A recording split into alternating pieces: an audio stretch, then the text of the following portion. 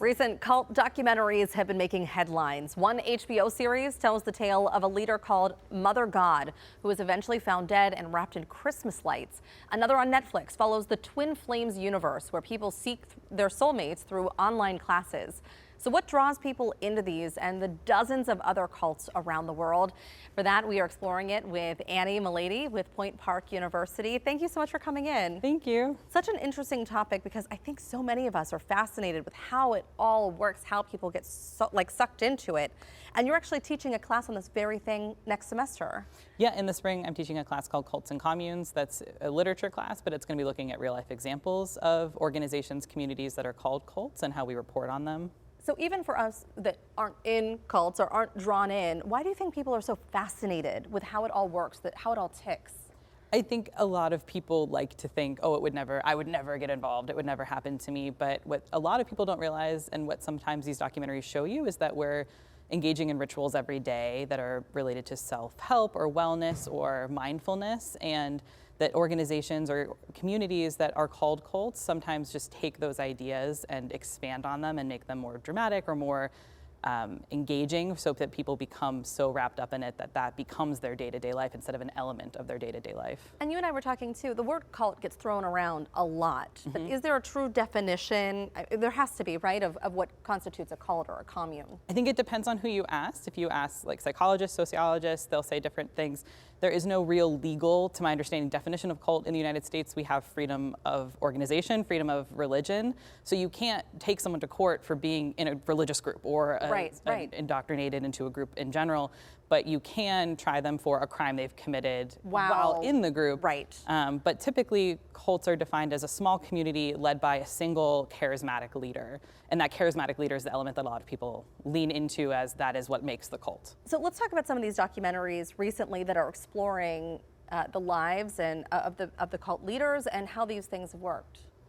So in these documentaries specifically, there's these two really importantly tied to the internet and to connecting to people through YouTube was the big one, and also their websites. The website for Mother God is now inactive. It's an archive, but it was active for a long time.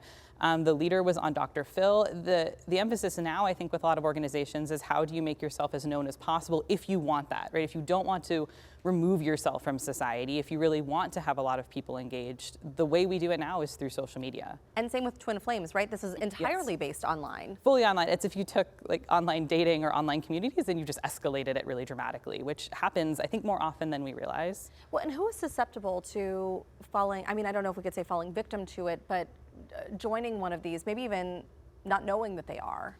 I think it depends on the perspective you want to have on it. Next semester, I really want my students, for example, to think about that it's not necessarily people that are becoming victims of an organization, but what's leading them to wanting to either remove themselves from society or, in some cases, with cults in the past or organizations, communities in the past, better society, create a better version of society that they're so dissatisfied with. And I think that's the intersection, is wanting to feel better about yourself, having that self-value, while also maybe recognizing that there's something really flawed or broken in the society you live in. It's so interesting because this was probably about a year ago. There was some social media stuff floating around about mommunes. I don't know if you saw anything about it, but it was basically like single moms who are all living together, just basically to support each other. And you don't think of it as a cult because they're helping each other, but they are removing themselves in a way to do their own thing, to become their own community. Yeah, and some of the original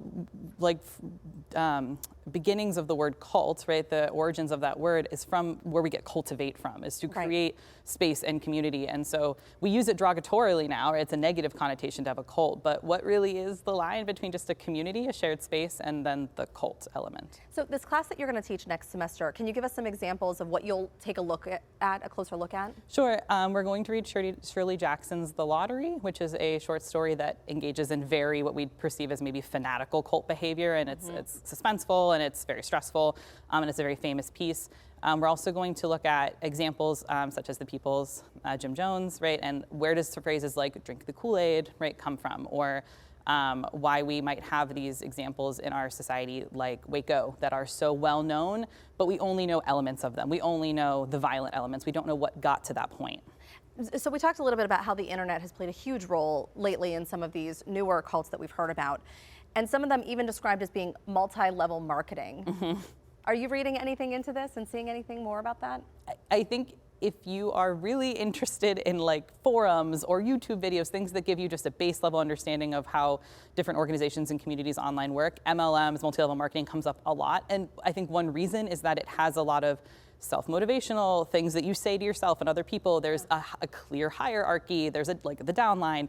I don't know how many people are comfortable saying it is a cult. Some people are really comfortable. Some people are like, well, is it? It's a business. Right. But I think those organizations, those businesses are pushing us to think about like what are drawing people to spaces online or in person or both, where they are part of a collective and they might start giving up financial autonomy, self-autonomy, spiritual autonomy, right? A lot of the criticisms of multi-level marketing is that you're giving up financial autonomy. Right. You're not making sustainable income for yourself. Because now you're leaning on somebody else. Right. Entirely. You are giving somebody else that income, Right. further up, yeah. Annie, thank you so much. Very interesting stuff. Thank you. I think your class is going to be such a hit because we're fascinated with the behaviors here. Thank you. I appreciate it. Thank you. And don't go anywhere because coming up on Talk Pittsburgh, she's ready to rumble. A local woman with a gift for grappling is joining us in studio as she gears up for her professional MMA debut.